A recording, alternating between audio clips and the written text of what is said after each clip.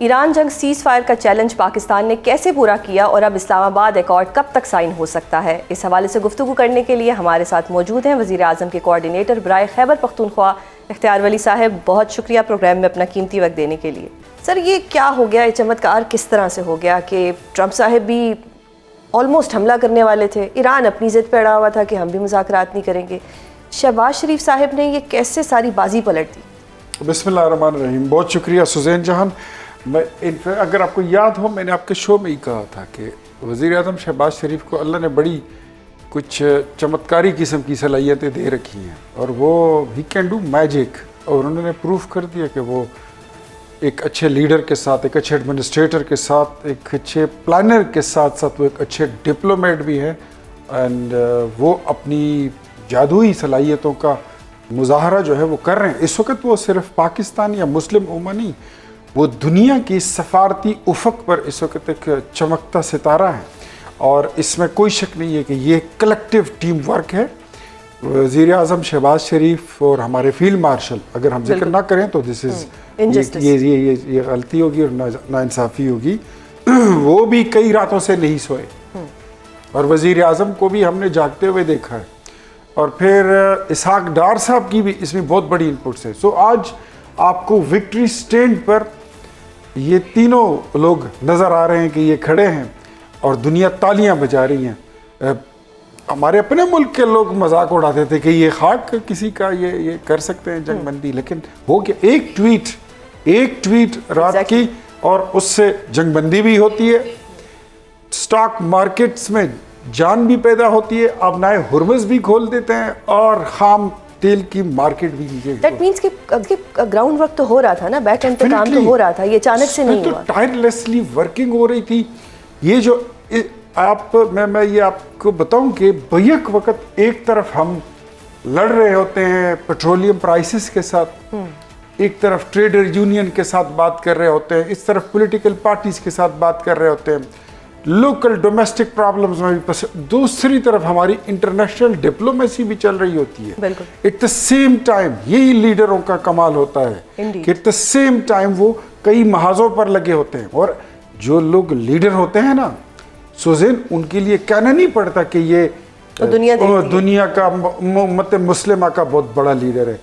वो फिर दुनिया कहती है, आउटकम तो लोग कहते हैं, पब्लिक कहती है, दुनिया चीख चीख कर कहती है कि शहबाज शरीफ उम्मत मुस्लिमा का एक गैर मुतनाज़िया लीडर है, और उसने वो कर दिया जिसकी कोई सोच भी नहीं सकता था। हम गरीब मुल्क हैं, ये एटमी कुव्वत हमारे पास ना होती तो हम तो IMF के कर्जदार लोग हैं। बिल्कुल।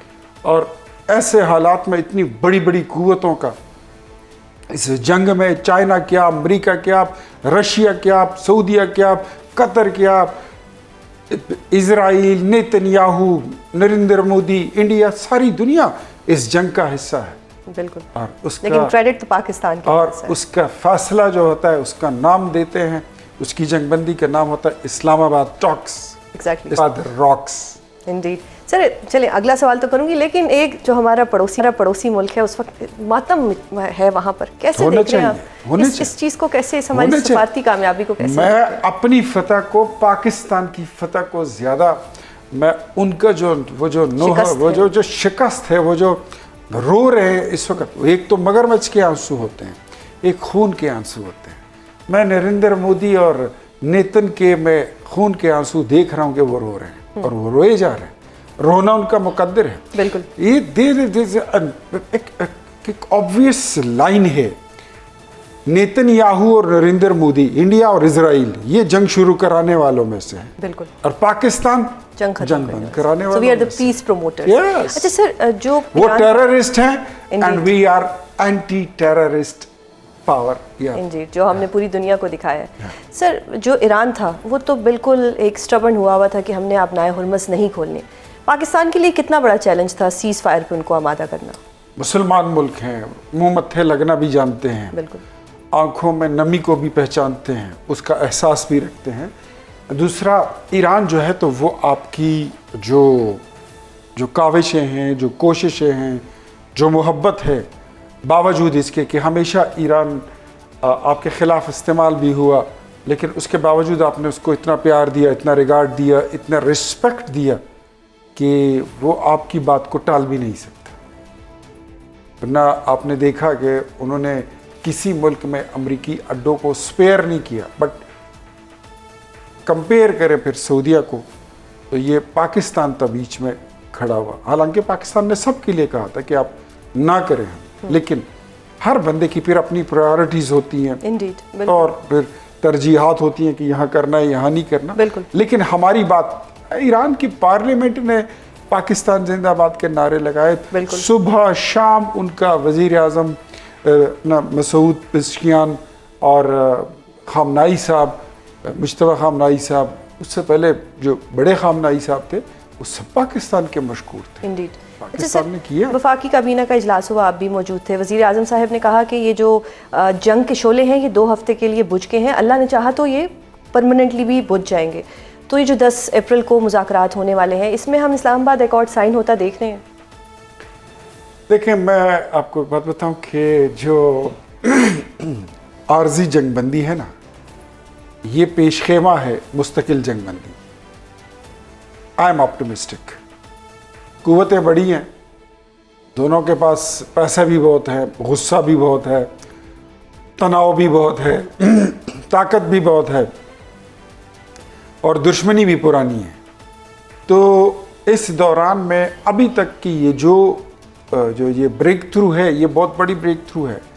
लेकिन मुझे ऐसा लगता है कि अल्लाह हमारा हामी और नासिर है, बिल्कुल, और अल्लाह हमारी मदद कर रहा है, और हम इसमें कामयाब हो जाएंगे इंशाल्लाह। जो अमेरिका चाहता है वो भी, उसको भी थोड़ा सा शायद वो नीचे आना होगा, और जो ईरान कहता है उसको भी थोड़ा सा, अगर एक एक कदम पीछे हट जाएं तो ये आर्जी जो जंगबंदी है ये मुस्तकिल जंगबंदी की तरफ जा सकती। कहीं ना कहीं पाकिस्तान को कोई डाउट है कि इजराइल की तरफ से कोई स्पॉइलर आएगा, because we can't trust Israel.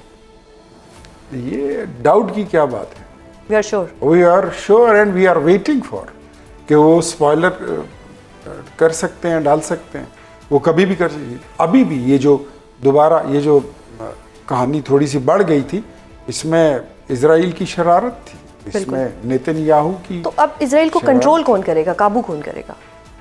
ये ज़रा थोड़ा सा ये बड़ा मामला हल हो जाए ना, तो ये छोटे छोटे खुद ही कंट्रोल में, यानी जो लगामें हैं वो काबू हो चुकी हैं। हाँ। सही। सर, अब जंगबंदी से एक पॉजिटिव असर तो ये हुआ कि इंटरनेशनल ऑयल प्राइसेस जो हैं वो कम हुई। पाकिस्तान में ये रिलीफ आवाम को कब मिलेगा? बहुत जल्द इंशाल्लाह। इफ़ यू रिमेंबर, मैंने ट्वीट की थी, वो रिकॉर्ड पर है, कि पाकिस्तान में जितनी ये प्राइस हाइक है ये मुस्तकिल नहीं है, टेम्परेरी है, ये टेम्परेरी है। और उसकी ज़मानत में प्राइम मिनिस्टर ने अपने तमाम वज़रा की तनख्वाहें 6 महीने के लिए बंद कर दी।